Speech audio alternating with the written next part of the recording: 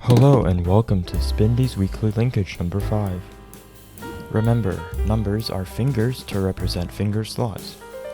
The linkage starts palm down with an inverse sonic reverse. The inverse sonic is then hybridized by a non-hybrid pass reverse from 1-3 to 3-4. The linkage then goes palm up to an inverse flush sonic to 1-4. The inverse flush sonic is interrupted by an index around reverse. Whilst the mod is in the unstable intermediate slot, 1 star, the middle finger switches in to out. When the index around is complete, it is caught in 1-3, 2 out.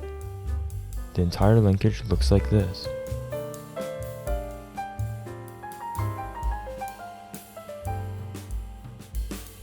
This one is fairly similar to the last one, with slot 1, 4, 2, and 3 out ideas to index around reverses. But unlike the last one, this linkage is palm up and incorporates more in-out finger mechanisms. If you can do this one, there's a high likelihood you can do the last one.